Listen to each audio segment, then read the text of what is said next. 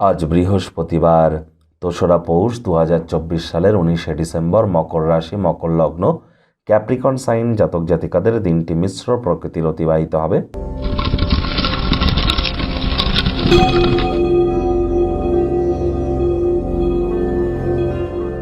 ভিডিওটির শুরুতে স্ক্রিনে আপনারা দেখতে পাচ্ছেন বৃহস্পতির বীজমন্ত্র ওম গ্রাং গ্রিং গ্রং স গুরবে নমঃ।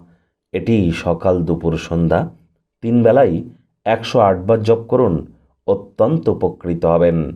বর্তমানে বৃহস্পতি কিন্তু বক্রী আছে এবং চন্দ্রের নক্ষত্র রোহিণী নক্ষত্রে গোচর করছে এবং বৃহস্পতি অতিচারী হয়েছে। কিন্তু এজন্য বৃহস্পতির প্রতিকার বা বৃহস্পতির মজবুতি প্রদান করা আমাদের ক্ষেত্রে এখন অত্যাবশ্যক। আজ নিরামিষ খাদ্য খাবার খান, হলুদ রঙের বস্ত্র পরিধান করুন, পারলে গরিব মানুষদেরকে হলুদ রঙের কোনো বস্ত্র সামগ্রী ডোনেট করতে যেন ভুলবেন না।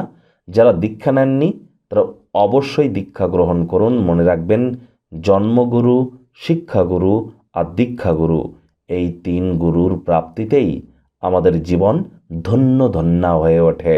ভাগ্য মিটার আজ আপনাদের বলছে 2.5 আউট অফ 10। ভাগ্য আপনাদের অনুকূলেই থাকবে। নেতিবাচক নেগেটিভ কথাবার্তা বলতে আমাদেরও কিন্তু ভালো লাগে না, তবে গ্রহ নক্ষত্রের হেরফের অনুযায়ী ইন জেনারেল ডেলি প্রেডিকশন আমরা প্রস্তুত করে থাকি।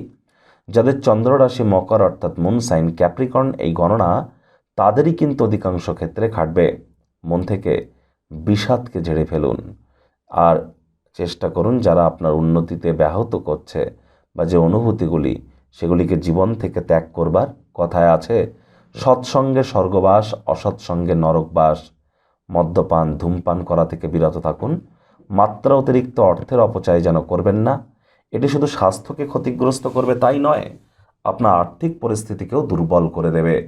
চাকরিজীবী যারা আছেন তাদের অফিসের পরিবেশ এক প্রকার বেশ, বস কলিগদের সাথে ভাব ভালোবাসা বাড়বে, কর্মে গতি অনুভব করবেন। তবে যারা ছবি আঁকা, নাচ গান, নাটক, কবিতা আবৃত্তি অথবা অভিনয়ের জগতে আছেন, দীর্ঘ প্রতীক্ষিত নামযশ খ্যাতি কিন্তু আপনাদের মিলতেই পারে। আজ রাজনীতিবিদরাও জনসংযোগ বৃদ্ধি করতে পারলে পপুলারিটি ইনক্রিজ করবে।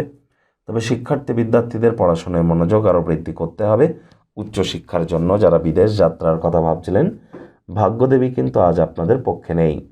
সন্তান সন্ততি থেকে থাকলে তাদেরকে ভালোবাসার অস্ত্রের দ্বারা উৎসাহিত করুন। হাউস ওয়াইফরা দিনের শুরুটা তাড়াতাড়ি করুন। প্রেমিক প্রেমিকা, স্বামী স্ত্রী ভুল বোঝাবুঝি, একে অপরের চরিত্র নিয়ে সন্দেহবাতিকতা, তৃতীয় কোনো ব্যক্তির প্রবেশ সম্পর্ককে কিন্তু দুর্বলতা প্রদান করতে পারে। রূঢ় বাক্যের প্রয়োগ, অশ্লীল ব্যবহার যেন করবেন না।